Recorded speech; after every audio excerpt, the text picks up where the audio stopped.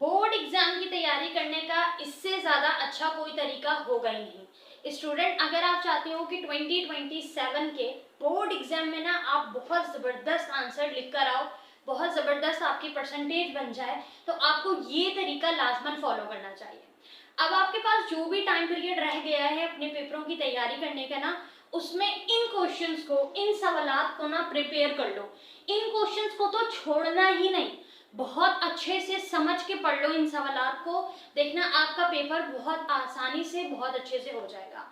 तो आज की इस वीडियो में हम डिस्कस करेंगे क्लास 12 फिजियोलॉजी के चैप्टर नंबर 15 के क्वेश्चंस को, और उन क्वेश्चंस को जो बोर्ड एग्जाम के लिए 2027 के बोर्ड एग्जाम के लिए मोस्ट इम्पॉर्टेंट है। सही है। अगर आप शॉर्ट क्वेश्चन में, मैं सेक्शन बी की बात कर रही हूँ, शॉर्ट क्वेश्चन में इन 4 सवाल को प्रिपेयर कर लिया ना, तो चैप्टर 15 यानी जोलॉजी का पहला चैप्टर होम्योस्टेसिस, इसकी टेंशन बिल्कुल खत्म हो जाएगी। सही है। जोलॉजी में क्या होता है कि स्टूडेंट को ना सेक्शन बी में रीजनिंग और नॉन रीजनिंग करके सवाल पूछे जाते हैं। सही। अब हमारे पास जो चैप्टर 15 है, यानी जो चैप्टर नंबर 1 बनता है सेकेंड ईयर का, इस चैप्टर से शॉर्ट क्वेश्चंस बहुत ज्यादा आते हैं। अब वो शॉर्ट क्वेश्चंस कौन से हैं जो हमने लाजमन प्रिपेयर करने हैं, वो हमारे पास ये टोटल 4 हैं। सही है। तो इन 4 सवाल को जल्दी से अपने पास नोट डाउन कर लो। इन 4 सवाल को बिल्कुल भी मत छोड़ना। इसको हम बिल्कुल आसान अल्फाज में, बिल्कुल आसान अल्फाज में समझेंगे, ताकि हमें ना बिल्कुल कोई रट्टा लगाने की जरूरत ना पड़े और ना ही बात हमारे सर के ऊपर से जाए। सही है। बिल्कुल आसान अल्फाज में इस तरीके से पढ़ेंगे कि आपको लंबे टाइम तक याद रहेगा। ठीक है। तो सबसे पहले तो क्वेश्चंस अपने पास नोट डाउन करो। अब हम इनके एक एक करके आंसर को डिस्कस करेंगे, आसान तरीके से डिस्कस करेंगे। सही है। सबसे पहले अगर हम बात करें अपने क्वेश्चन नंबर 1 की, तो देखें स्टूडेंट, जो हमारे पास यहाँ पर क्वेश्चन नंबर 1 दिया गया है, इस क्वेश्चन नंबर 1 में अगर आप देखो स्टार्टिंग में लिखा है how.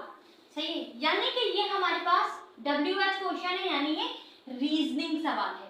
How do aquatic osmoregulator animals overcome the osmoregulatory problems. और ये सवाल आया था 2024 के पेपर में, और इसके साथ साथ ये सवाल आपको रिसेंट पेपर में भी देखने को मिलेगा।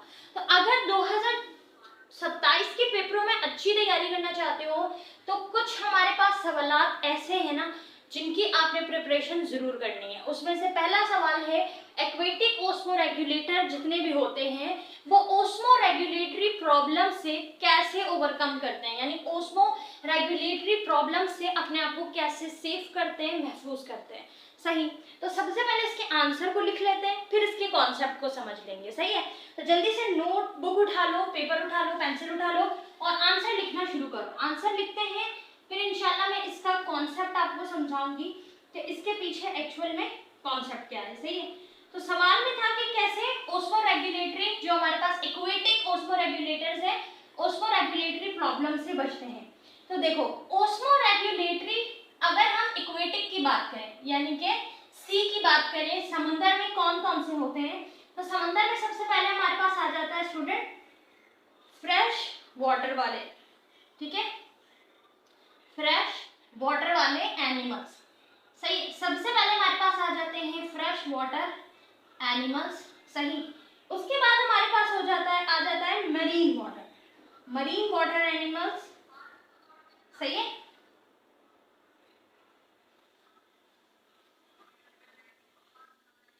ठीक है। अच्छा, इसके साथ ही ना मरीन में क्या होता है कि एक हमारे पास होते हैं मरीन वाटर में बॉनी फिश। सही है। आपको पता है एक होता है बॉनी फिश, ठीक है, और एक हमारे पास जो होती है वो कार्टिलेजियस होती है। ठीक है।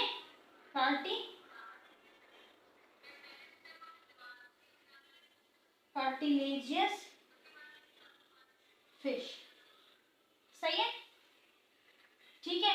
तो हमारे पास एक तो हो गया फ्रेश वाटर एनिमल्स, एक हो गया मरीन वाटर, और मरीन वाटर में 2 होती है, एक हमारे पास होती है बोनी फिश और एक होती है कार्टिलेजियस फिश। अब ये किस तरीके से अपनी बॉडी को अडेप्ट करेगी वाटर के अकॉर्डिंगली, ताकि ये ओस्मोरेगुलेटरी प्रॉब्लम से बच सके। सही। तो ओस्मोरेगुलेटर कौन होते हैं? ओस्मोरेगुलेटर वो तमाम जानदार होते हैं जो बेसिकली ओस्मो रेगुलेशन परफॉर्म कर रहे होते हैं, यानी कि वाटर और सॉल्ट की कंसंट्रेशन को बैलेंस करते हैं। सही।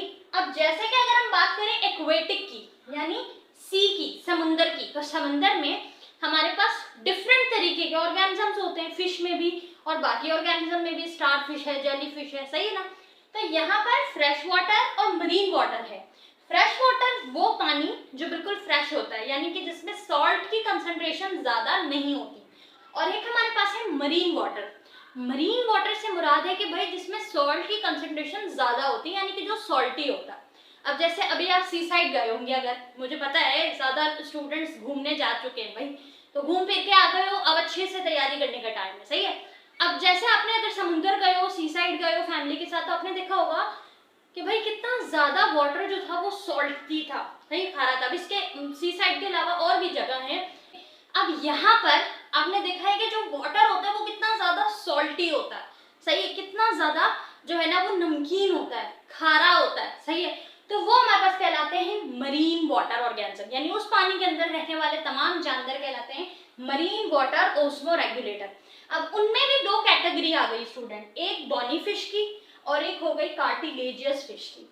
अब बॉनी फिश में और कार्टिलेजियस फिश, यानी कि बोन में और कार्टिलेजियस में, कार्टिलेज में क्या फर्क है ये तो आप बहुत अच्छे से जानते हो, सही है ना। तो कार्टिलेजियस फिश आ गई और बॉनी फिश आ गई। तो ये किस तरीके से अपने ओस्मो रेगुलेशन को बैलेंस करेंगे और ओस्मो रेगुलेटरी प्रॉब्लम से खुद को बचाएंगे, सही है, यही हमसे सवाल में पूछा गया था। ठीक है, तो सबसे पहले आपने कैटेगराइज कर देना है इक्वेटिक ऑर्गेनिज्म को, क्योंकि यहाँ पर इक्वेटिक मेंशन है, टर्शियल नहीं लिखा हुआ, इक्वेटिक लिखा हुआ है, समुद्र में रहने वाले, पानी में रहने वाले, सही है ना। तो इक्वेटिक में हमारे पास आ गए फ्रेश वाटर, मरीन वाटर। तो अगर हम बात करें स्टूडेंट फ्रेश वाटर की, तो फ्रेश वाटर क्या करते हैं स्टूडेंट, ये गेन करते हैं excess amount of, gain excess water, सही है, ये ज्यादा एक्सेस वाटर को गेन कर लेते हैं, सही। इसकी वजह से क्या होता है, large amount of dilute urine absorb हो जाता है, सही है, लार्ज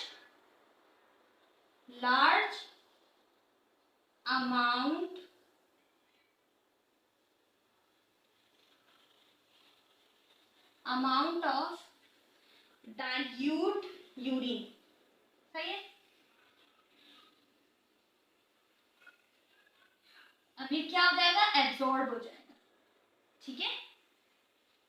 अब इस डाइल्यूट यूरिन के एब्जॉर्ब होने की वजह से, यानी डाइल्यूट यूरिन के जरिए ये एब्जॉर्ब करेंगे किसको, सॉल्ट्स को थ्रू गिल्स, एब्जॉर्ब सॉल्ट्स, ठीक है, सॉल्ट्स को करेंगे थ्रू गिल्स के जरिए, ठीक है। तो इस वजह कर इनकी ओस्मो रेगुलेटरी प्रॉब्लम्स क्या होगी, बैलेंस में हो जाएगी। अगर हम बात करें मरीन वाटर की, तो मरीन वाटर में अगर बॉनी फिश की बात करें, तो बॉनी फिश लूज करती है वाटर को, ठीक है, क्योंकि उसमें सॉल्ट की कंसंट्रेशन ज्यादा होती है, ठीक है, सॉल्ट की कंसंट्रेशन क्या होती है, ज्यादा होती है। जबकि जो शार्क होती है, यानी कार्टिलेजियस जो फिशेस होती हैं, ये कार्टिलेजियस फिशेस क्या करती हैं, कार्टिलेजियस फिशेस बेसिकली आप ये कह लो कि ये यूरिया को बैलेंस करती है, रिमूव एक्स्ट्रा सॉल्ट, यहां पर आ जाएगा रिमूव एक्स्ट्रा सॉल्ट, सही है, ताकि क्या हो सके, थ्रू रीटल जो ग्लैंड है उनके जरिए। अब इसको थोड़ा समझते हैं कि ऐसा क्यों हो रहा है। देखो स्टूडेंट, अगर हम बात करें ओस्मो रेगुलेटरी प्रॉब्लम से, तो ओस्मो रेगुलेटरी प्रॉब्लम्स है क्या, वो प्रॉब्लम्स, वो परेशानी या वो मुश्किलात जो बेसिकली किसी भी ओस्मो रेगुलेटर को फेस करनी पड़ती है। अब हम ह्यूमन बीइंग भी एक ओस्मो रेगुलेटर्स हैं, सही है, क्योंकि हम सॉल्ट की, वाटर की कंसंट्रेशन को बैलेंस कर रहे हैं बॉडी के अंदर, इसी को हम होमियोस्टेसिस कहते हैं, राइट। तो यहाँ पर हो क्या रहा है कि हमारे पास सवाल में था एक्वेटिक, स्पेसिफिक लिखा था एक्वेटिक ऑर्गेनिज्म। अगर सवाल में सिर्फ ओस्मो रेगुलेटर एनिमल्स लिखा होता तो हम एक्वेटिक के साथ साथ टर्स्ट्रियल एनिमल्स की भी बात करते हैं, यानी हम अपनी भी बात करते हैं, और लैंड में, जमीन में रहने वाले तमाम जानदार की बात करते हैं, सही, कि वो अपनी ओस्मो रेगुलेटरी प्रॉब्लम्स को कैसे ओवरकम करते हैं। लेकिन यहाँ पर मखसूस बात की गई है एक्वेटिक के ऊपर, सही है, इसको हाईलाइट कर लेते हैं। एक्वेटिक से मुराद क्या होता है? सी। सही है, एक्वेटिक से मुराद है सी, यानी कि समंदर में रहने वाले। सही है, अब समंदर में रहने वाले दो तरीके के जानदार हैं, एक फ्रेश वाटर एनिमल्स कहलाते हैं, एक मरीन वाटर कहलाते हैं। तो फ्रेश वाटर वो होते हैं जिनके आप ये कह लो कि वाटर के अंदर सॉल्ट की कंसंट्रेशन ज्यादा नहीं होती, नॉर्मल होती है, वाटर की कंसंट्रेशन ज्यादा होती है, सॉल्ट की कंसंट्रेशन कम होती है। तो इसलिए ये क्या करते हैं, ये ज्यादातर एक्सेस वाटर को, लार्ज एक्सेस वाटर को अमाउंट में, ज्यादा अमाउंट में वाटर को गेन कर लेते हैं, ले लेते हैं, इनटेक कर लेते हैं, ताकि क्या हो कि जो हमारे पास यूरिन है वो काफी डाइल्यूट यूरिन हो। तो जब डाइल्यूट यूरिन होगा तो जो सॉल्ट है वो गिल्स में, गलफड़ों में, क्योंकि यहाँ पे मछली की बात की जा रही ना, समंदर में रहने वाले जो जानदार हैं वो ज्यादातर लंग से नहीं, गिल्स से सांस लेते हैं, गलफड़ों से, फेफड़ों से नहीं, गलफड़ों से। तो उनके जो गिल्स हैं, उस गिल्स में सॉल्ट की एब्जॉर्प्शन हो जाती है, सॉल्ट एब्जॉर्ब हो जाते हैं। तो फ्रेश वाटर में जहन लड़ाओ, फ्रेश में वाटर में आपको यहाँ सॉल्ट का जिक्र बहुत कम देखने को मिलेगा, कम मिलेगा। सही, यहाँ पर साल्ट की कंसंट्रेशन कम है, ठीक है, पानी फ्रेश है, नमकीन नहीं है, खारा नहीं है। तो यहाँ पर रहने वाले जितने भी एनिमल्स हैं, जानदार हैं, उनको किस चीज की ज्यादा जरूरत होगी? सॉल्ट की। सही है, उनको सॉल्ट की ज्यादा जरूरत होगी, क्योंकि फ्रेश वाटर, वाटर तो बहुत ज्यादा है ना। तो ये किस तरीके से सॉल्ट को हासिल करेंगे? ये ज्यादा अमाउंट में एक तो वाटर को इंटेक कर लेंगे, गेन कर लेंगे। जब ज्यादा अमाउंट में हम वाटर को इंटेक करते हैं तो हमें भी बार बार यूरिन की जरूरत पड़ती है, यूरिन पास आउट करना पड़ता है, राइट।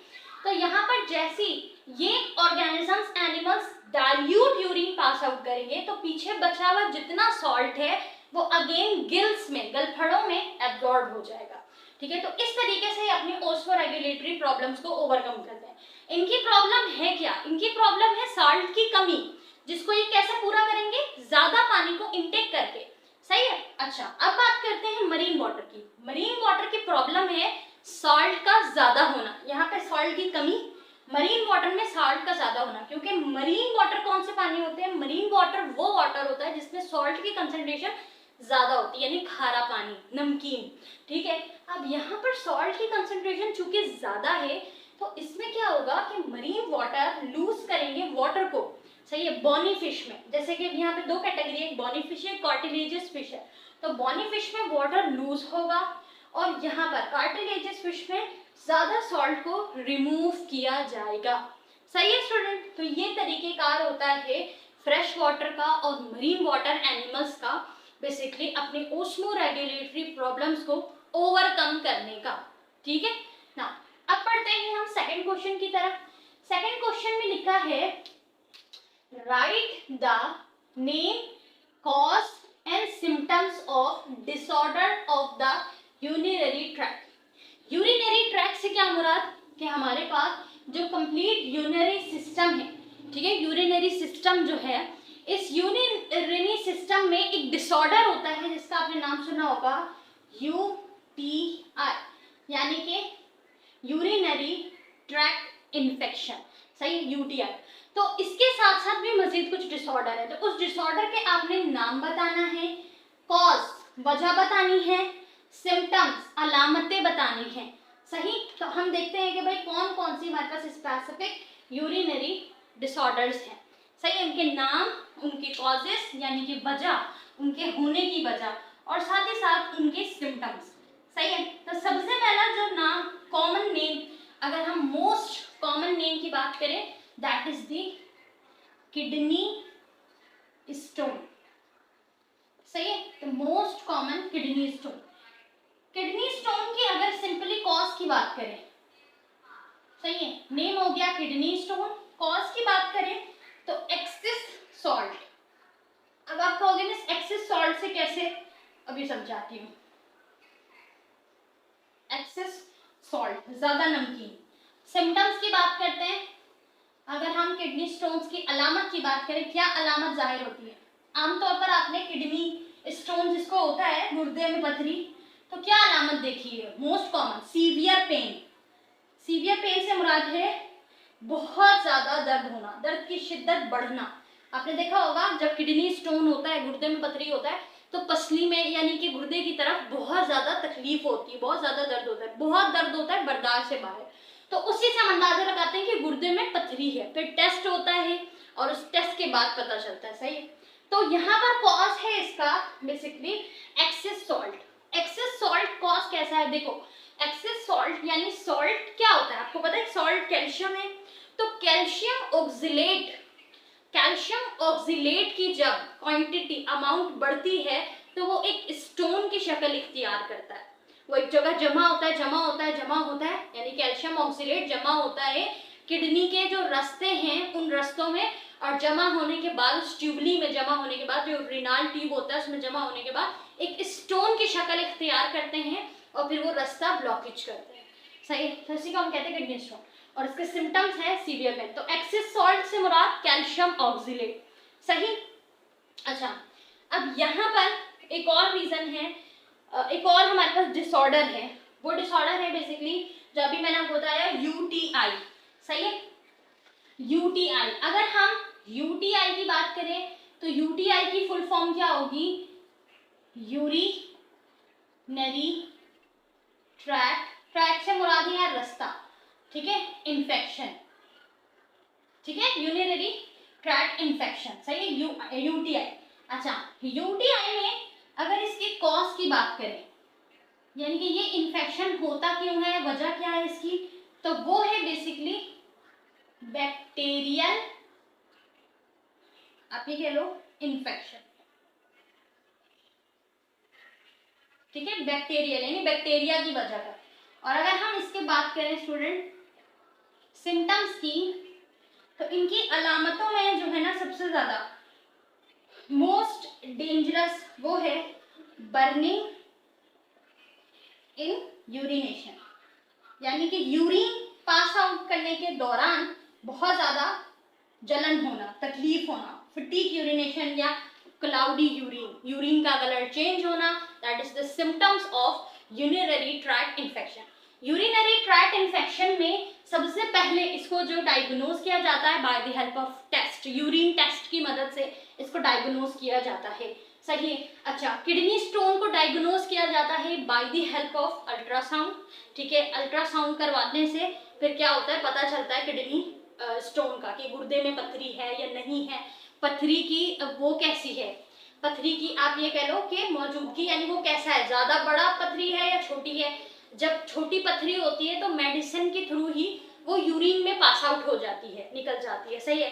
लेकिन जब पथरी ज्यादा शदीद होती है, बड़ी होती है, तो उसको लेजर टेक्नोलॉजी की मदद से जो है ना उसको फिर रिमूव किया जाता है, और आजकल ऐसी जिद्दत है कि हम बिना सर्जरी के भी उसको रिमूव कर सकते हैं। सही।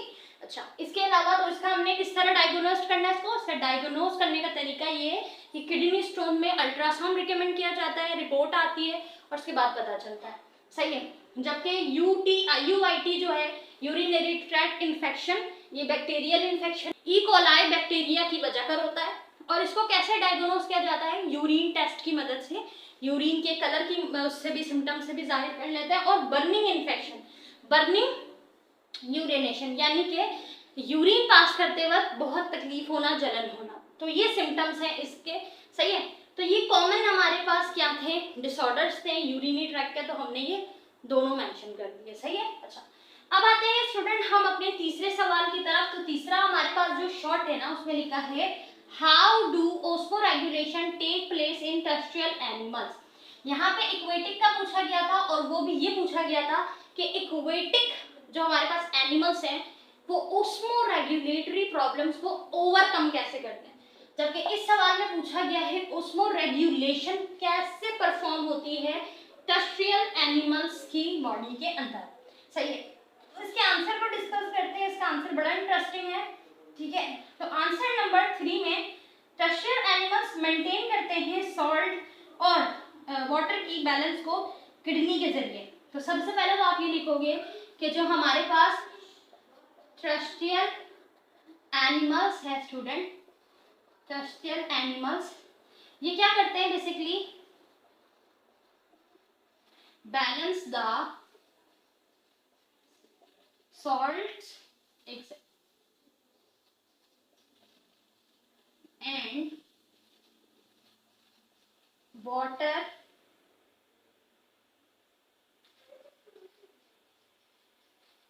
concentration through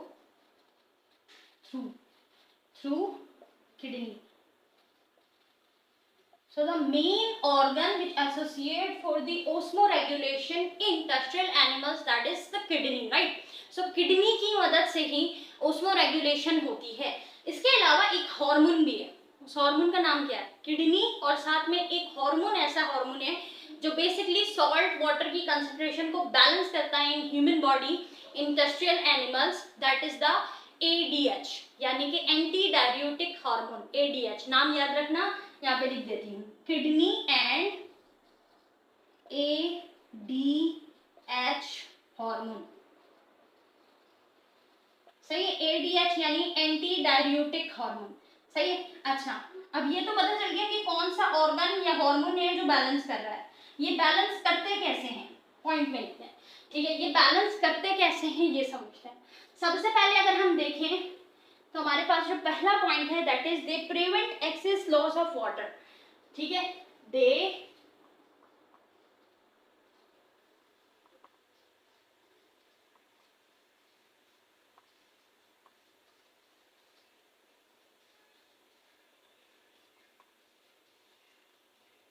सही. तो जितने भी टेरेस्ट्रियल ऑर्गेनिजम्स होते हैं, इनकी पूरी कोशिश होती है कि एक्सेस वाटर के लॉस को बचाया जाए, यानी डिहाइड्रेशन से खुद को बचाया जाए. जिसके लिए वो साथ ही साथ क्या करते हैं, they drink a lot of water या मोर वाटर, ज्यादा पानी का इस्तेमाल. सही, ताकि बॉडी डिहाइड्रेशन ना हो. ठीक है, डिहाइड्रेट ना हो. सही है. इसके साथ ही किडनी रेगुलेट salts concentration.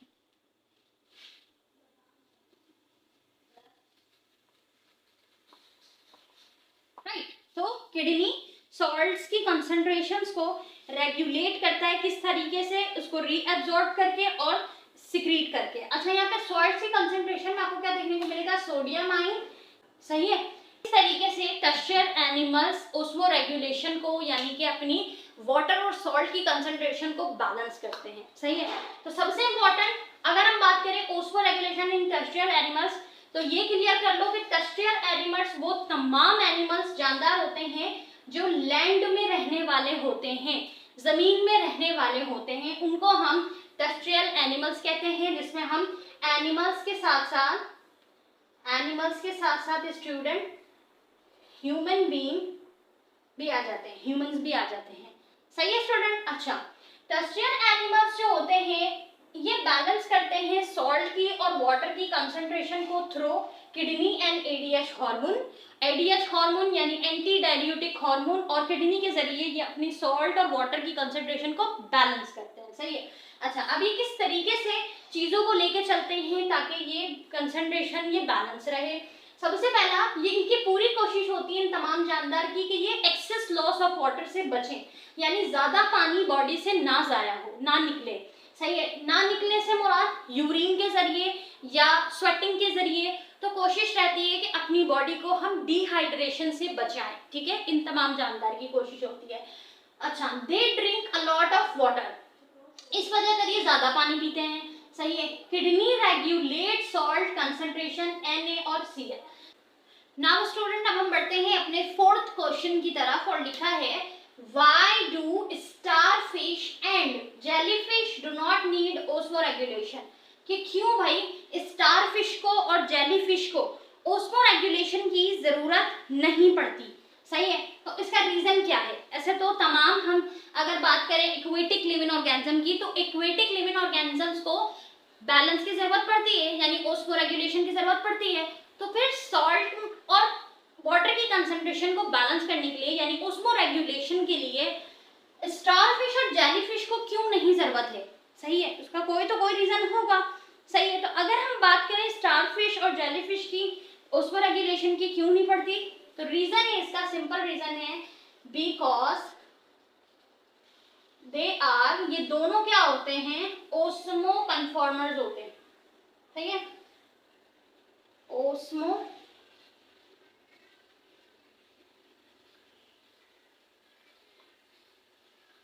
ठीक है, ये क्या होता है, ओस्मो कन्फॉर्मर्स होते हैं। साथ ही साथ इनका जो देयर बॉडी फ्लूइड है, इनका जो बॉडी फ्लूइड होता है वो कैसा होता है, आर आइसोटोनिक। ठीक है, यानी कि ये पहले ही एक स्टेबल मरीन एनवायरनमेंट में रह रहे होते हैं। अब मरीन वाटर में रह रहे हैं तो मरीन वाटर में तो बेसिकली यहाँ पे सॉल्ट की कंसंट्रेशन ज्यादा है, लेकिन अगर हम इनके बॉडी फ्लूइड की बात करें तो वो काफी आइसोटोनिक होता है विद स्वीट वाटर। ठीक है, काफी ज्यादा आइसोटोनिक होता है विद सी वाटर। सही है, तो इस वजह कर बेसिकली स्टारफिश और जेलीफिश को किसी भी ऑस्मोरेगुलेशन की नीड नहीं होती। लास्ट वन का रीजन ये है, there is no net gain और loss of water because they are live in stable environment. ये काफी स्टेबल एनवायरनमेंट में रहते हैं अपनी बॉडी के लिहाज से। सही है, अब आप कहोगे कि अगर हम इसके एनवायरनमेंट की बात करें तो इनका एनवायरनमेंट भी तो मरीन वाटर है, और जबकि मरीन वाटर में सॉल्ट की कंसंट्रेशन तो हायर होती है ना। ठीक है, अपर जो हमारे पास टॉनिक है वो होती है, तो इनका फ्लूइड जो होता है वो अपर टॉनिक नहीं होता, फ्लूइड आइसोटोनिक होता है, यानी कि सॉल्ट की कंसंट्रेशन बैलेंस होती है। सही है, इसीलिए सॉल्ट की कंसंट्रेशन ज्यादा नहीं है तो इसीलिए उसको मेंटेन करते हैं अपने एनवायरनमेंट से ही, इसलिए इनको किसी भी ऑस्मोरेगुलेशन की जरूरत नहीं पड़ती। ठीक है, क्लियर है। तो ये थे हमारे पास टोटल 4 क्वेश्चन 1, 2, 3 एंड 4, और ये चारों सवाल आपके चैप्टर नंबर 15 यानी ज़ूलॉजी का पहला चैप्टर होम्योस्टेसिस, उसके लिए बहुत ज्यादा इंपॉर्टेंट है। ठीक है, हाउ डू एक्वेटिक ऑस्मोरेगुलेटर, ये WH क्वेश्चन है यानी रीजनिंग में आएगा। ठीक है, राइट द नेम, ये नॉन रीजनिंग का सवाल है। हाउ डू ऑस्मोरेगुलेशन, ये रीजनिंग का सवाल है। एंड व्हाई डू स्टारफिश, ये भी रीजनिंग का है। सो इस चैप्टर से ज्यादातर आपको रीजनिंग क्वेश्चंस देखने को मिलेंगे। ठीक है स्टूडेंट, तो ये थे हमारे पास चैप्टर नंबर 15 के शॉर्ट। अब हम डिस्कस करते हैं इस चैप्टर के मोस्ट इंपॉर्टेंट लॉन्ग क्वेश्चन को। नाउ स्टूडेंट, अब हम बात करते हैं इस चैप्टर के मोस्ट इंपॉर्टेंट लॉन्ग की। तो अगर हम देखें ना तो हमारे इस चैप्टर में होम्योस्टेसिस में एक मोस्ट इंपॉर्टेंट लॉन्ग है जो हर साल के लिए बहुत ज्यादा इंपॉर्टेंट रहा है। व्हाट इज नेफ्रॉन, नेफ्रॉन क्या है, describe the functions of nephron, साथ में आपने फंक्शन बताना है नेफ्रॉन का with the help of diagram. Diagram are most important, nephron की डायग्राम बहुत इंपॉर्टेंट है, नेफ्रॉन का फंक्शन भी बड़ा इंपॉर्टेंट है। तो अगर हम बात करें नेफ्रॉन की और उसके फंक्शंस की, फिर हम डायग्राम की मदद से इसको डिटेल में समझेंगे। तो सबसे पहले अगर हम नेफ्रॉन को देखें, so the definition of nephron क्या है, सबसे पहले हम हेडिंग लगाएंगे किसकी, नेफ्रॉन की। ठीक है, सबसे पहले हेडिंग आ जाएगी यहाँ पे, नेफ्रॉन की हेडिंग लगाएंगे। ठीक है, और नेफ्रॉन क्या होता है बेसिकली, नेफ्रॉन इज द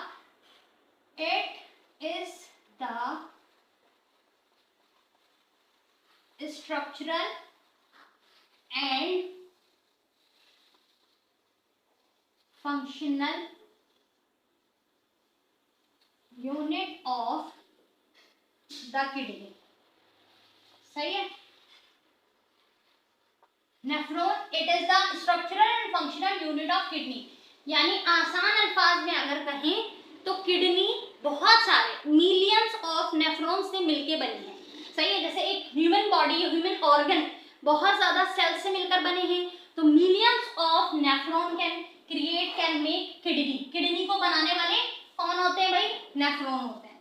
सही है, अच्छा अब अगर हम बात करें मोस्ट इंपॉर्टेंट इसके फंक्शन, क्योंकि यहाँ पे सवाल में स्ट्रक्चर का जिक्र नहीं है तो हम डायरेक्ट फंक्शन पर बात करेंगे। लेकिन बोर्ड एग्जाम में स्ट्रक्चर भी पूछा जाता है, तो स्ट्रक्चर की प्रैक्टिस करना, और स्ट्रक्चर में आपको गाइड करूंगी थ्रू डायग्राम। यहाँ पे हम डायग्राम ड्रॉ करेंगे मिलके, साथ में आप भी ड्रॉ कीजिएगा, मैं भी ड्रॉ करूंगी। डायग्राम में ही ना उसके स्ट्रक्चर को देख लेंगे। सही है ना, तो इसके फंक्शन पर आते हैं। फंक्शन में सबसे पहला इसका जो फंक्शन है, the main function of nephron, वो हमारे पास है स्टूडेंट फिल्ट्रेशन। सही है, मेन फंक्शन क्या है, फिल्ट्रेशन। फिल्ट्रेशन किस चीज की होती है, ब्लड की। अच्छा, स्टूडेंट को एक कंफ्यूजन है, स्टूडेंट कहते हैं यहाँ पे वाटर फिल्टर होता है, वाटर नहीं ब्लड फिल्टर होता है। सही है, ब्लड इज फिल्ट्रेट। सही है, ब्लड फिल्ट्रेट होगा, वाटर भी फिल्ट्रेट होगा, किस तरह होगा, कहाँ होगा वो हम देखते हैं, बट सबसे पहले ब्लड फिल्ट्रेट होगा, और वो भी कहाँ पर फिल्ट्रेट होगा, ब्लड फिल्ट्रेटेड इन द ग्लोम्युलर्स। ग्लोम्युलर्स एक स्ट्रक्चर है, वो भी हम ड्रॉ करेंगे, उसमें देखेंगे, उसमें ही ब्लड क्या होता है स्टूडेंट, फिल्ट्रेट होता है। ठीक है, इसके साथ ही साथ यहाँ पर क्या होता है, आप ये कह लो कि वाटर, साथ में सॉल्ट, ग्लूकोज, ठीक है, ग्लूकोज, साथ ही साथ अमीनो एसिड और मोस्ट वाटर एब्जॉर्ब होते हैं। ठीक है, ठीक है, मोस्ट जो हमारे पास मोस्टली जो यहाँ पे वाटर मिनरल्स होते हैं वो रीएब्जॉर्ब होते हैं, दोबारा एब्जॉर्ब किसी जगह पर किए जाते हैं। ठीक है, इन द रीना। तो ये है फिल्ट्रेशन का अमल, ये इसका है बेसिकली पहला फंक्शन। दूसरे फंक्शन की बात करें अगर हम, तो दूसरा फंक्शन है हमारे पास नेफ्रॉन का, और वो कहलाता है सिलेक्टिव रीअब्जॉर्प्शन। सिलेक्टिव रीअब्जॉर्प्शन, ठीक है। सिलेक्टिव रीअब्जॉर्प्शन से क्या मुराद है, यानी कि यहाँ पे सिर्फ यूजफुल सब्सटेंस, सही है, यूजफुल सब्सटेंस ही अगेन क्या होंगे, सिलेक्टिव सब्सटेंस ही यहाँ पे वो होंगे, जैसे ग्लूकोज, अमीनो एसिड और वाटर की रीअब्जॉर्प्शन होगी। सही है। तीसरा काम जो है यहाँ पे वो है सिक्रीशन का। ठीक है, किडनी जो है वो सिक्रीशन भी करती है, इसलिए हम उसको एक इंडोक्राइन ऑर्गन भी कहते हैं। सही है। अब किडनी क्यों कहा मैंने, क्योंकि नेफ्रॉन से मिलकर ही तो किडनी बनी है। सही है। तो यहाँ पर क्या होता है, आप ये कह लो कि एक्स्ट्रा वेस्ट और जो हमारे पास आइंस है वो सिक्रीट भी होते हैं।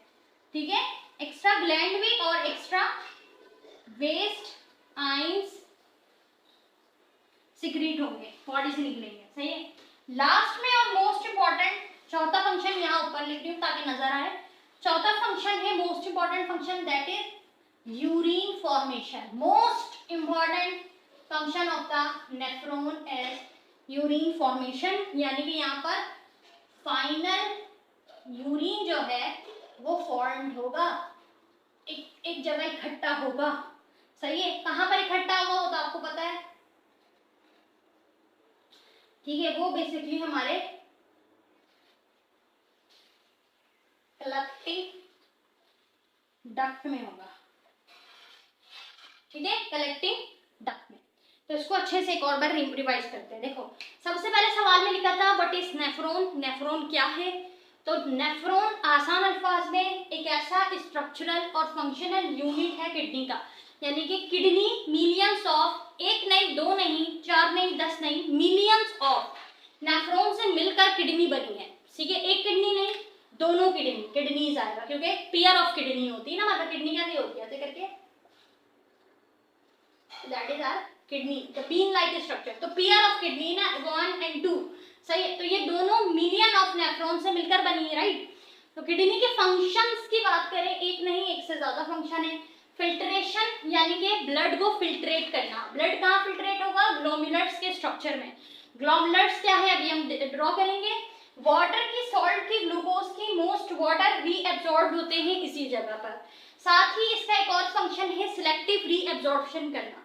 यूजफुल सब्सटेंस को अगेन ये रीएब्जॉर्ब करता है। सही है। सिक्रीशन, एक्स्ट्रा वाटर और वेस्ट आयन को सिक्रीट आउट करता है, बॉडी से निकालता है। इसके साथ ही last and most important function urine formation. Final urine को फॉर्म करेगा और कौन सी जगह पे उसकी लोकेशन होगी, द कलेक्टिंग डक्ट। सही। अब इसकी डायग्राम ड्रॉ करते हैं, स्ट्रक्चर को लेबल करते हैं ताकि हमें समझ आए कि कौन सा फंक्शन किस जगह पर, किस लोकेशन पर अकर होगा। ठीक है, परफॉर्म होगा। चलो, अब इसकी डायग्राम में बना रही हूँ, साथ साथ आप भी ड्रॉ करो, प्रैक्टिस हो जाएगी, क्योंकि डायग्राम मोस्ट इंपॉर्टेंट है। तो हम बनाएंगे भाई डायग्राम ऑफ नेफ्रॉन। ठीक है, तो नेफ्रॉन की डायग्राम किडनी की नहीं, किडनी की डायग्राम भी आ सकती है, नेफ्रॉन की डायग्राम सवाल में पूछी गई है तो नेफ्रॉन की डायग्राम बनाएंगे। सही है। तो सबसे पहले इसका कुछ इस तरीके से स्ट्रक्चर आपको देखने को मिलेगा, एक कप लाइक स्ट्रक्चर देखने को मिलेगा। ठीक है। उसके बाद यहाँ से किस तरीके से ट्यूबली, यानी कि इस तरीके से एक ट्यूब नुमा स्ट्रक्चर देखने को मिलेगा आपको, सही, ठीक है, इस तरीके से। अच्छा, यहाँ पर ही आपको ना इसी स्ट्रक्चर में, इसी टिबली में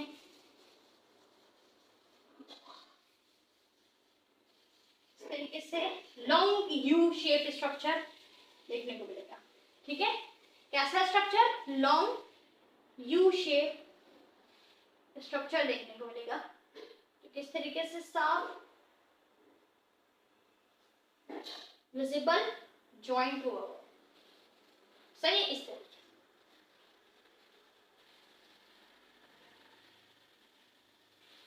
ठीक है। लॉन्ग यू शेप स्ट्रक्चर हमें यहाँ पर देखने को मिलेगा, सही है। साथ में ही यहाँ पर इसके आपको एक फाइनल स्ट्रक्चर देखने को मिलेगा,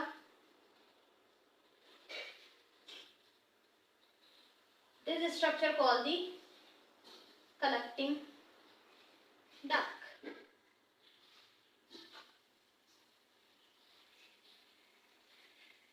ठीक है, डक्ट की तरफ जाएगा। तो ये हमारे पास क्या है? कलेक्टिंग डक्ट है। अच्छा, अब आ जाओ ग्लोमेरुलस ट्यूबुली के अंदर, जिसपे अभी हमने बात की थी ग्लोमेरुलस की, नेटवर्क लाइक स्ट्रक्चर ऐसे, सही। और ये सिर्फ यहीं तक महदूद नहीं होगा, इसी ट्यूबुली में इस तरह गुजरते हुए जाएगा और ये दूसरा वाला भी इसी में गुजरता है। अब ये है क्या? ये एफरेंट और इफरेंट आर्टरियोल से, हमारी आर्टरी है जहां से ब्लड गुजरेगा, तभी तो फिल्टर होगा ना, सही है। तो एफरेंट और इफरेंट है जो कि आगे गुजरेगा और फिर इस तरीके से होगा, सही। अच्छा, अब इसके स्ट्रक्चर को हम थोड़ा सा लेबल करते हैं ताकि हमें बाकी चीजें क्लियर हो जाए।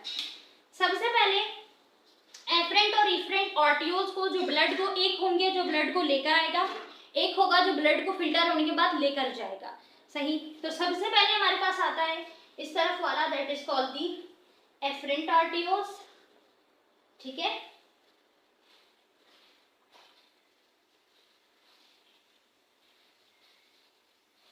सही है, एफरेंट आर्टरियोल्स। और इस तरफ वाला हमारे पास है एफरेंट है, ये इफरेंट है, स्पेलिंग का फर्क है, इफरेंट, सही, afferent, efferent arterioles, afferent arterioles, ठीक है। अच्छा, अब इसके साथ ही ये जो कप लाइक स्ट्रक्चर हमने सबसे पहला स्ट्रक्चर ड्रॉ किया था, that is called the Bowman's capsule, that is called the what? Bowman's capsule.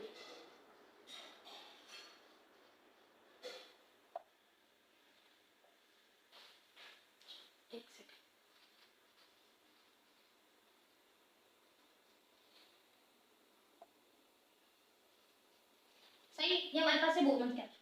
इसके अंदर जो नेटवर्क लाइक स्ट्रक्चर है, दैट इज कॉल्ड दी ग्लैम्युलर्स, ठीक है। यही हमारे पास ग्लोम्युलर्स है और इसी ग्लोम्युलर्स में ब्लड की फिल्ट्रेशन होगी, ठीक है, यही है ग्लोम्युलर्स, इसमें ब्लड की।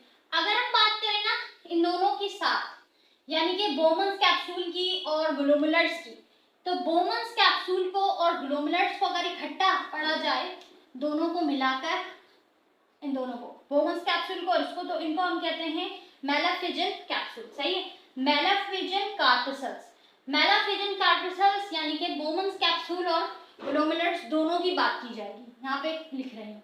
इन दोनों का अगर हम मिला के बात करेंगे तो इसको कहलाएगा मेलाफिजन, बॉडी भी कह सकते हैं, मेलाफिजन कार्टिसल्स, सही है, मेलाफिजन, सही है, मेलाफिजन हो गया, ये एच सही से लिखते हैं।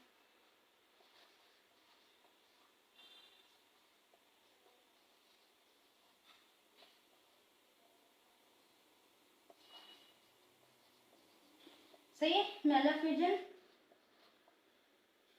कार्टिसल्स, सही है, ये हो गया। अच्छा, अब आ जाते हैं इस तरफ, यहाँ पर ये जो आपको मैंने लॉन्ग यू शेप स्ट्रक्चर बना के दिखाया, ये लॉन्ग जो यू शेप स्ट्रक्चर है बड़ा इंपॉर्टेंट है, that is called the loop of Henle,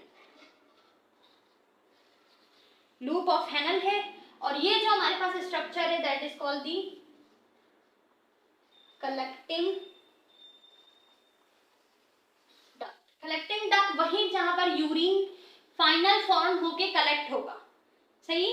अच्छा, ये वाली जो ट्यूबुली है लूप ऑफ हैनल के बाद, लूप ऑफ हेनल के बाद वाली ट्यूबली है इसको हम कहते हैं DCT, डिस्टल कॉन्वोल्यूटेड ट्यूबली, DCT याद रखना, DCT। और लूप ऑफ हेनल से पहले वाला जो हमारे पास ट्यूब है, स्ट्रक्चर है, that is PCT, proximal convoluted tubule. सही है, तो ये था हमारे पास structure and diagram of the nephron, right. So nephron का स्ट्रक्चर इतना हार्ड नहीं है, सिंपल सा स्ट्रक्चर है। सबसे पहले आपको बनाना है एक कप लाइक स्ट्रक्चर जिसको हम बोमन्स कैप्सूल कहते हैं। बोमन्स कैप्सूल के अंदर आपको एक नेटवर्क नुमा स्ट्रक्चर देखने को मिलेगा, दैट इज कॉल्ड द ग्लोम्युलर्स। ग्लोम्युलर्स जो नेटवर्क नुमा स्ट्रक्चर है, इसी में ब्लड वेजल्स जारी हैं, जिससे एक से ब्लड आएगा, एक से ब्लड फिल्टर होने के बाद बाहर निकलेगा। तो जिससे रास्ते से एक से आ रहा है, एक से जा रहा है, एक का नाम है एफरेंट आर्टियोल्स, एक का है इफरेंट आर्टियोल्स, ठीक है। अच्छा, उसके बाद बोमन्स कैप्सूल के बाद वाली जो ट्यूब है that is called the PCT, proximal convoluted tubule. उसके बाद एक लॉन्ग यू शेप स्ट्रक्चर है that is called the loop of Henle.